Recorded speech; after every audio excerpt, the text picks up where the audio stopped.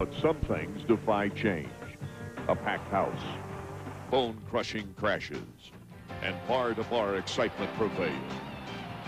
Tested, but not to be denied, the sport's biggest hero opened the season in dominating fashion. Tonight, Jeremy McGrath goes for the Anaheim sweep. Returning to the stadium, he has the right to call his house. But once he took the lead, he simply dominated the last 15 laps of the race. So much so that it brought back memories of 1996, when the question was not would he win another Supercross, but would he ever lose a Supercross? Well, a challenge has been issued to the rest of the field. Now, what will it take to beat the best? Back in the day, tunnel jumps used to be a regular feature in Supercross. But for some reason in the 90s, the trend kind of went away. Well, Pace wanted to bring it back this year, and what it took was 600 man-hours of design and construction, 23,000 pounds of steel, and about 5 truckloads of dirt to cover.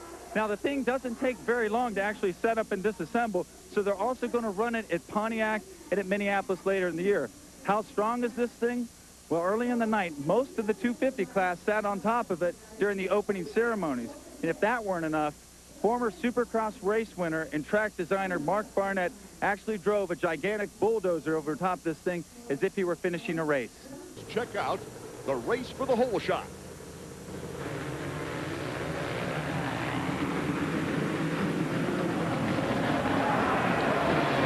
We're underway for the first qualifying heat. In the 250s, it's Kevin Windham, number 14, taking the advantage. With number 12, that's Jimmy Button on the 4-stroke, having a second-place battle with John Dowd, number 16. And right behind him is Greg Albertine. Albertine's got that inside line up through the whoops, though. He's able to pull up even. Looks like he's got that pass made. But those 4 guys, should they stay the way they are, would transfer directly to the main event. Mike Morocco is stuck back at about 10th spot. And this great crowd seeing the 250s go over that quad jump takes your breath away.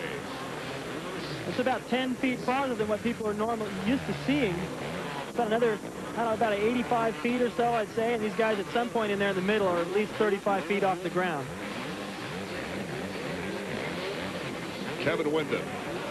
He's carrying the banners for Honda right now, but Ezra out with an injury. Carrying it proud right now. Look at the lead he's already built up. Albertine makes a nice block pass on Jimmy Button to take over second. Jimmy Button on the 4-stroke. How do you think the 4-stroke reacts to this kind of a course? I mean, the cavernous whoops. Well, he's got a little bit more horsepower. Oh, Jimmy Button goes down. On the back of Larry Ward, holding up his hands. Those whoops are so deep, it's hard to see a rider down. Well, he had a great line coming out of the corner, had a little bit more drive than Albertine did. But he just got his line crossed with Greg's, high-sided, and getting that 4-stroke started is not going to be easy. Here's another look.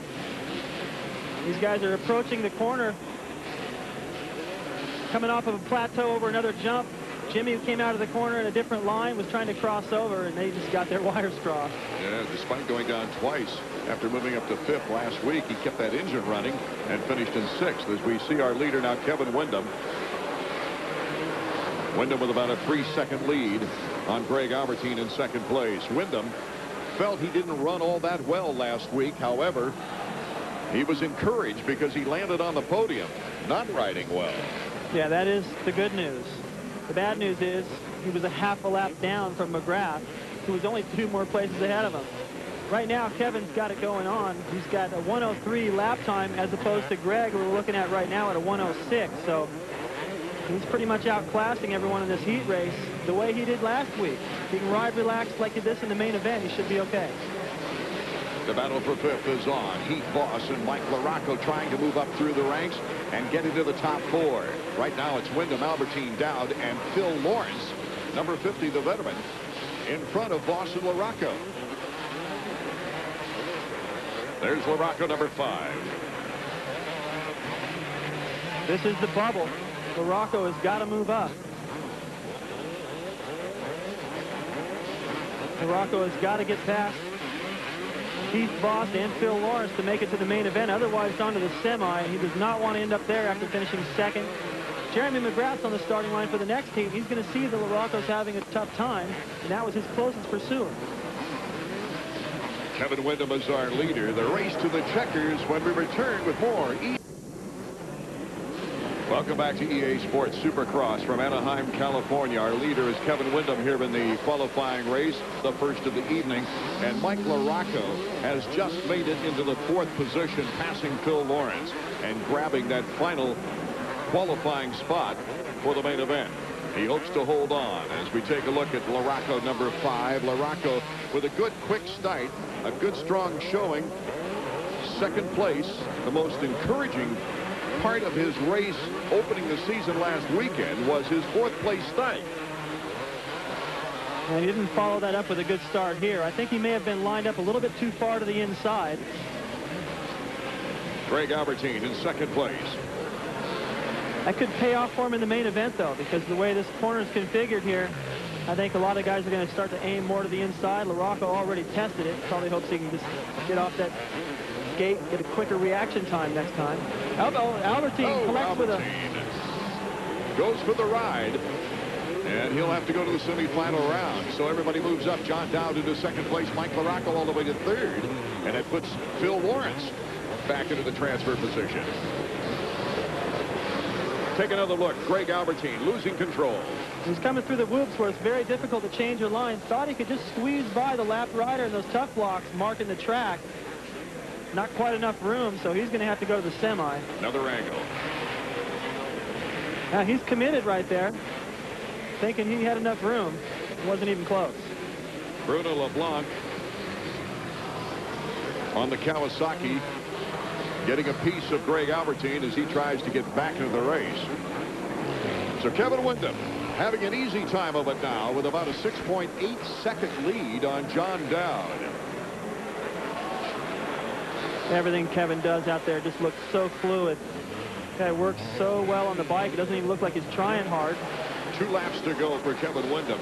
And he's off to the best start on the season of his 250 career with that 3rd place finish. He had a 4th place finish in the opener in '99, a 5th place finisher back in '98. So each year he stepped it up a notch. Well, last year actually was a pretty good ride for him, but it was the events that followed where he really started to struggle with arm pump. White flag is out. We've got the final lap now for Kevin Windham in our opening qualifying heat.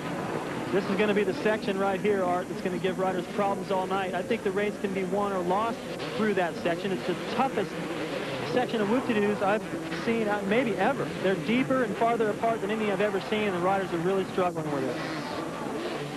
In the final lap, Kevin Windham now approaching many lappers, and they get out of the way. Very conscious that the leader is coming around, getting the blue flag.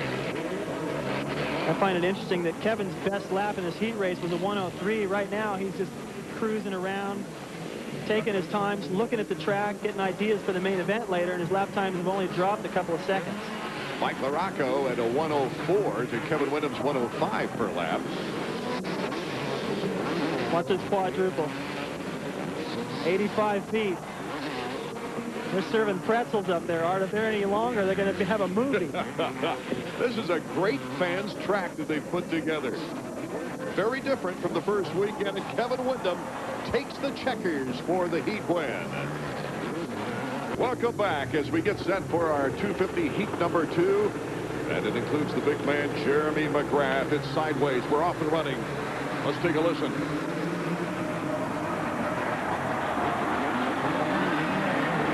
Jeremy McGrath establishes the lead right away with Larry Ward, number 10 on Team Kawasaki. And then Damon Huffman, number 20, Team Suzuki right behind him.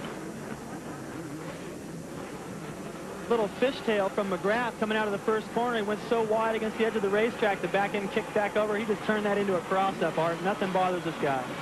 Jeremy McGrath's got quite an outfit on tonight. I wonder if the price of silver went up. Well, he's got some tassels underneath his helmet to get a close-up shot. Look for that. He's also got some chrome on his outfit.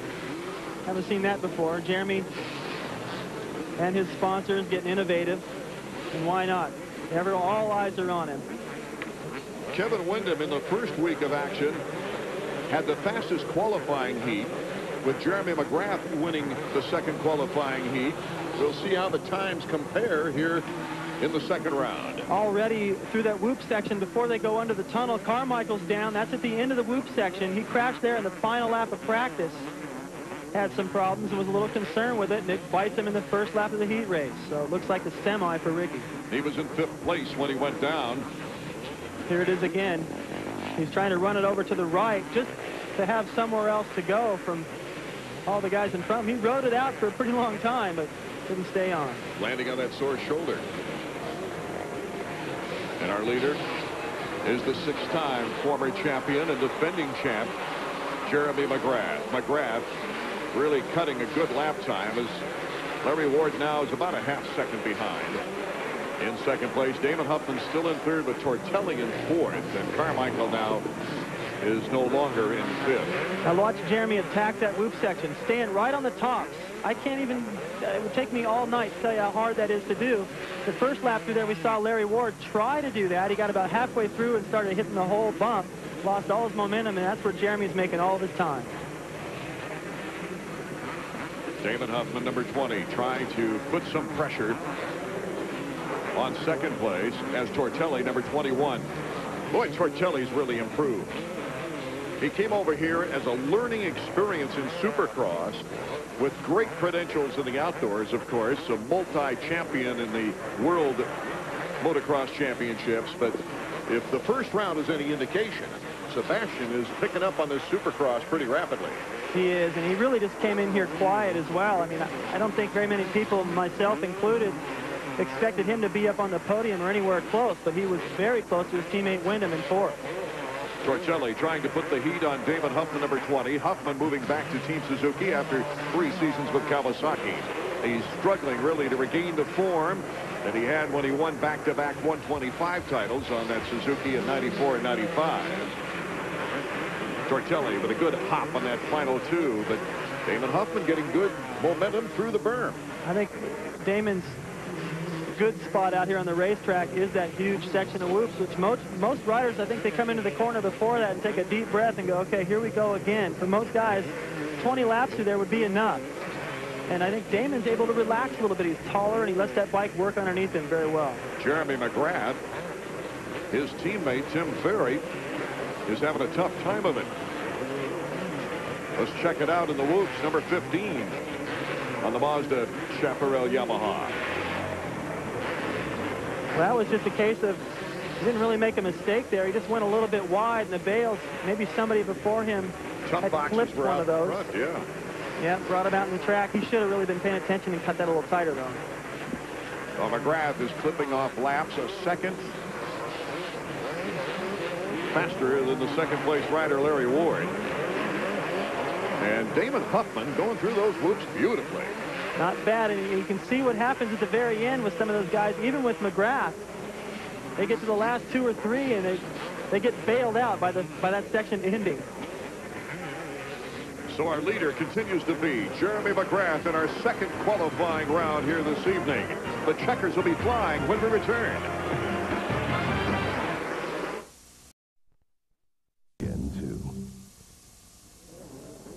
We are watching the impeccable number 1, 6-time Supercross champion Jeremy McGrath just almost effortlessly take this track in championship form in our second qualifying heat. The battle for second with Larry Ward, number 10, and number 20, Damon Huffman. Ward on his new Team Kawasaki. Damon Huffman shifting back this year to Team Suzuki. You might say that Huffman took Larry Ward's spot on Team Suzuki. The white flag is out.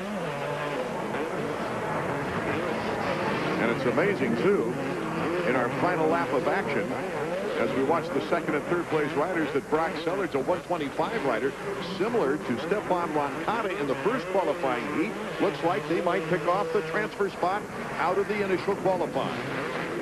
And if he can do that, he's going to push Sebastian Tortelli, last week's 4th place in the main, back into the semi. Now, Tortelli rode the semi last week, and it didn't seem to affect him in the main, but I don't think he wants to ride it again. Oh, a bobble by Larry Ward. A little case job, and Damon Huffman draws a little bit closer. This is what Damon Huffman needs. You know, he's been kind of up and down. He hasn't really gotten the results I think people expect, but these more difficult, more technical tracks with really huge whoop sections are really benefiting or benefit for his style. Jeremy McGrath is still clipping off 103.8 second laps. The second place rider, Larry Ward, is 105. The checkers are out, and Jeremy McGrath has captured his second qualifying heat in 2 weeks. Larry Ward in second place, but McGrath right there just giving a clinic here in the qualifying heat.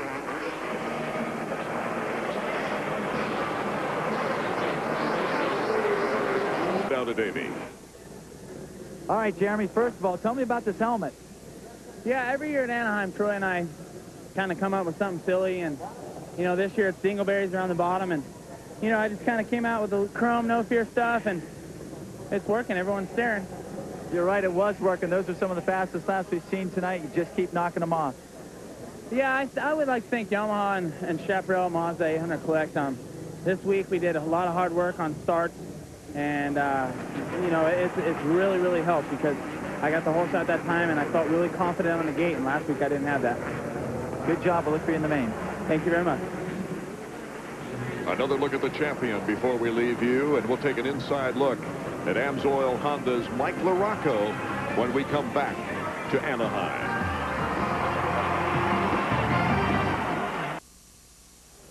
Welcome back to Jeremy's house. Last week, he won his 5th win here at Edison International Field. Art, that's the fastest lampshade I believe I've ever seen. He's got the dingleberries on the helmet. He's got chrome on the gear. He's got all the bells and whistles, and he's got the intimidation out here. When I get in the water, I worry about a shark. I think everybody out there on the starting line right now is worried about Jeremy McGrath. For round 2 of the EA Sports Supercross, it is Jeremy McGrath and Kevin Windham, the heat winners, Larry Ward, Mike LaRocco, Damon Huffman, John Dowd, Brock Sellards, and Stefan Roncada are 2 125 riders in the main event, with Jimmy Button and Greg Albertine, Ricky Carmichael getting through the crash-filled qualifying. So now it's get nervous time for these riders at the gate. Well, you know, LaRocco really needs a good start. He's lined up just on the other side of what we've been calling the doghouse, that protective device right in the middle where the guy trips the gate. He's between Kevin Windham and Jeremy McGrath. He gets out with these guys. He can run with them. Signs sideways. And we're ready to go. Let's listen and watch for the sights and sounds.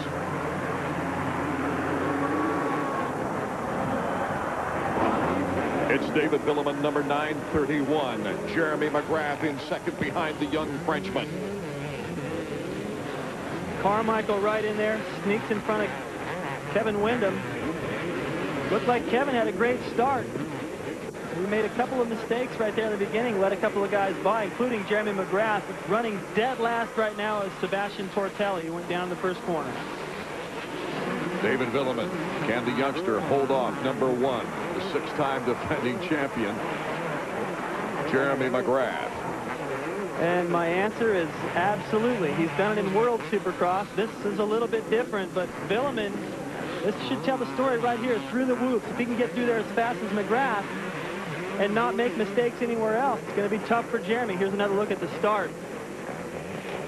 Windham gets good. Got to hand it to him, too. He's struggled with his starts, and he came out strong tonight. And, you know, it was just a race. You had to go out there, take your time, because the track was really slick. And just took my time, made a pass over here on a line that I was saving for the main event, and just kind of tried to ride my race. Bar to bar for a second. McGrath looks back at David Vuillemin. And Jeremy just looked over at Vuillemin and rubbed it in. Feel like you've made a mistake yet out there this year? Well, you know, I've tried to ride as best 20-lap main, you know, the last 2 weekends as I can, and try and make as little mistakes as possible. And it seems to be working. You know, the tracks are really slick, and the whoops were very big this week, so, you know, it was really easy to make a mistake. And I just try and limit my mistakes, and here I am. Now we're going to turn here to... While Jeremy McGrath tries to become the 8th rider to have at least 1 sweep on a season, we're checking out the action behind our leader McGrath and Vuillemin in second place. That's Kevin Windham, number 14, in pursuit of Ricky Carmichael. Now Button has joined this battle. Last week it took Button a little bit longer to work his way to the front from a bad start. here he's got an opportunity that he can see third right there, and it's early in the race. Remember how fast he was in his semi, turning the same lap times as Windham and McGrath. 103s at the time was fast. Now it's come down to 102. Carmichael, number 4. Windham, number 14. Here comes Button to the inside, number 12. Tries to get the pass, and Windham slips through. Button having trouble in the whoops. And there goes LaRocco. Mike LaRocco, number 5, moving past Jimmy Button. That'll be a battle right now on the straightaway against that 4-stroke. Windham, LaRocco, Button. Some great racing. Button cuts in front of LaRocco now. Back and forth they go. LaRocco just did a good job to keep that bike up on 2 wheels. We saw the leader of our 125 main event go down doing the same thing LaRocco just did, but he's so strong, just muscled his way out of it. Kevin Windham making the podium in the first round. Is in 5th position behind Ricky Carmichael, number 4. And number 15, Tim Ferry, in good position for a 250 podium. Awesome freight train battle here for 3rd place. Ferry leading it, but they are dropping more time to Vuillemin. 7 seconds back now, 8 seconds on Jeremy. Jeremy has time to stop for a sandwich. There's Windham making the move on Button. And there goes once again, LaRocco coming in to take the both of them. Mike LaRocco with a great move in front of Windham and Button. My goodness, back and forth we go. LaRocco coming up short again. Here's Ferry.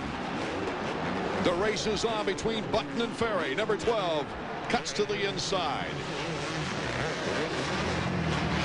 What an exchange that last half a lap. Button works his way all the way into 3rd.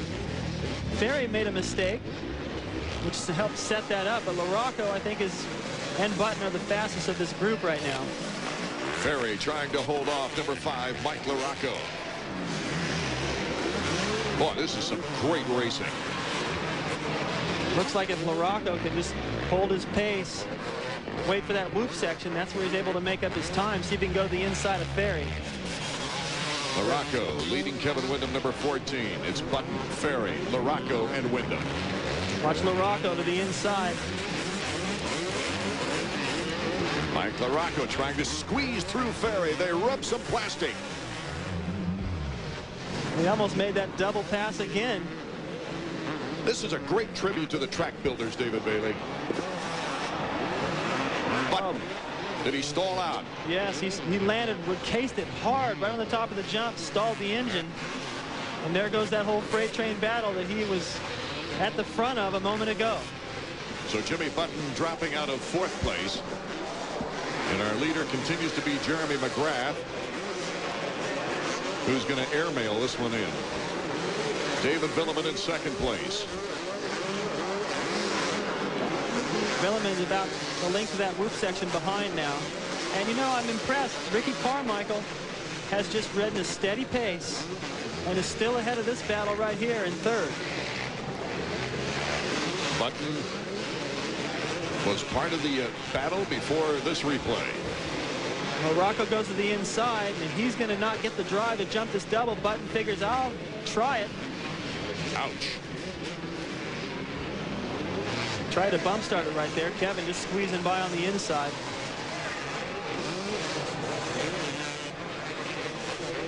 LaRocco finally works his way around Ferry. It looks like it's going to stick this time, and next in his sights is Carmichael. He's got about 2 seconds on him. LaRocco, Ferry, and then Kevin Windham, and Larry Ward is starting to pull up on Kevin Windham as we take a look at number 5, Mike LaRocco. LaRocco, after the 2nd place finish and only 3 points behind Jeremy McGrath, is trying to make his way to get on the podium, but he has to beat a steady Ricky Carmichael. Carmichael, very impressive. Well, after that 8th place last week, he was disgusted. I think he thought he was a little more ready than that. Physically, it was a wake-up call. So now he's decided, I've got to ride smart, conserve energy, not take big chances, and seemed to have gotten all that over with in practice in his heat race. Can Ricky Carmichael hold on to this final podium spot with 9 laps to go? We'll be right back and find out. EA Sports Supercross continues from Anaheim, California. The main event is underway with Jeremy McGrath in the lead, the Frenchman David Vuillemin in second.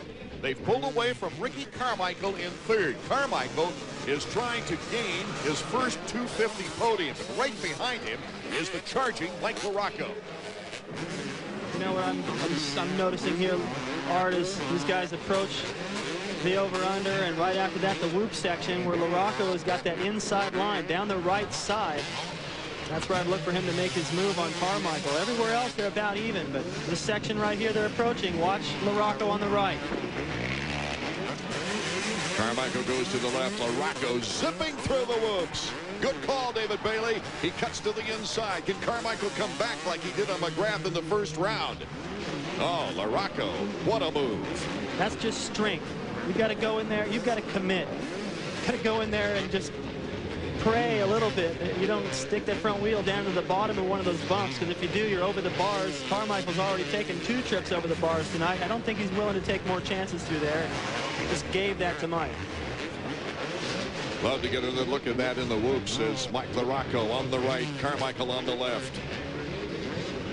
And Carmichael made a little bit of a mistake, but still he's out wide, and LaRocco had that whole thing under control. He's got to be, other than McGrath out front, the fastest rider through that whoop section, which seems to be the big separator out here tonight. Everywhere else, everyone's pretty even. Ricky Carmichael was looking for his first podium on a 250. Mike LaRocco has shoved him back a notch. And LaRocco very much in the points race should he land on the podium. He's turning about the same speed of laps as David Vuillemin in second place. It's a 103.8 to a 103.6 for Vuillemin. McGrath, just to one-up these guys, had to drop it down to 102. Seems to be able to do whatever he needs to keep that gap growing. Larry Ward and Tim Ferry. And then there's Jimmy Button in back of Ward. I think Larry went through quite a bit with that back, just trying to get through round 1. Went through some treatment, and I think it's a pretty good recovery. You know how bad the back, your low back, that's the crux. I mean, that's where everything comes from. And if it's bothering you, there's really no way around it. Especially a tall rider like Larry that gets patted on the rear quite a bit in the whoops.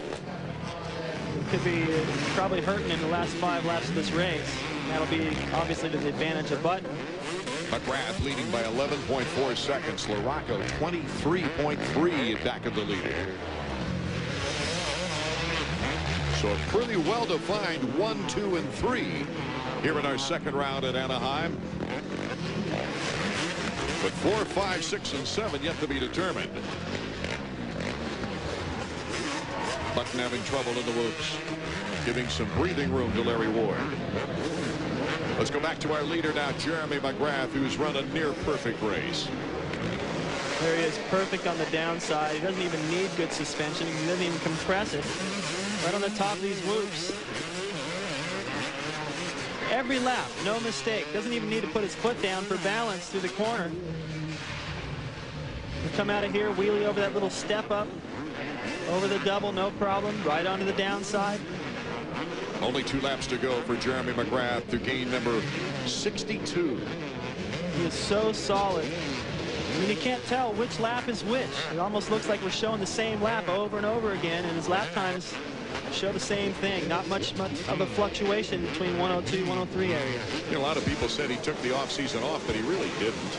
He went 7 times to Europe to race and came back in the best condition probably of his life. But the interesting thing about it is the only change on this bike from the 99 version was the ignition.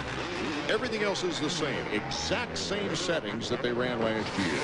And all he had to do was get his own self into shape, as they say in the South. And, you know, that time off as he gets the white flag really motivated him. I think he realized how important racing was to him. Got him hungry again. And he brought Gary Simics in, got himself in great shape. Just when you look at Jeremy, he looks like he means business. He looks like an athlete. And in times before, he's looked a little smooth, a little round. Now he looks cut. He means business. He is giving these guys a beating. I'm wondering if he can be beat this year, Art. Just as was mentioned at the beginning of tonight's show, that 1996 record with 13 straight wins might just be broken in the year 2000. Jeremy will become the 10th rider to sweep a doubleheader. It is the first time in his career he has won twice in the same season in the same city. At the top of the hour, we mentioned that Anaheim was his house. It still is.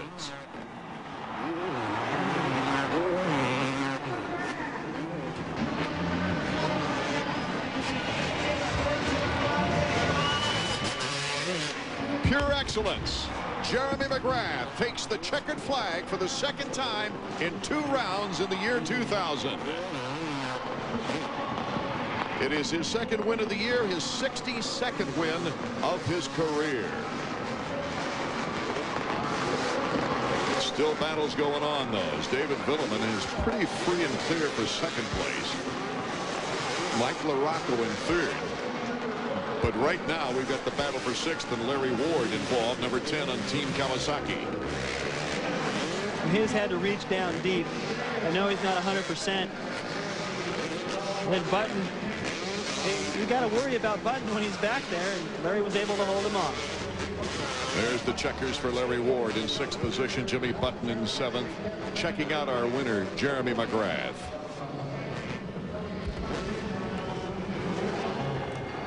Win number 6 for Jeremy here in his own backyard, and we'll be back to hear from him after these words. All right, Jeremy, another great day at the office here at Anaheim. Yeah, it's second week in a row, and you know, I got to give it to the Yamaha guys this week. We were working on starts 2 straight days, and you know, last week I got on the line. I wasn't really confident. My bike has so much power that it was getting some wheelies, you know, out of the gate. So we worked on starts this week, made some adjustments, and my bike was a rocket out of the line. We figured at the beginning of the race to see Kevin Windham up there. Instead, it was your fellow Yamaha rider, Vuillemin, but you made short work of him, too.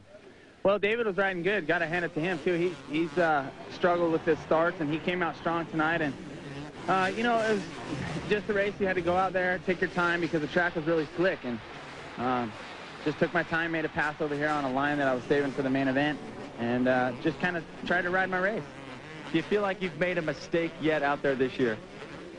Well, you know, I've tried to ride as best 20-lap mains, you know, the last 2 weekends as I can, and try and make as little mistakes as possible. And it seems to be working. You know, the tracks are really slick, and the whoops were very big this week. So, you know, it was really easy to make a mistake. And I just try and limit my mistakes, and here I am. Now we're going to turn here to David. Artistry of the sports master craftsman prevailed once again. Who will emerge?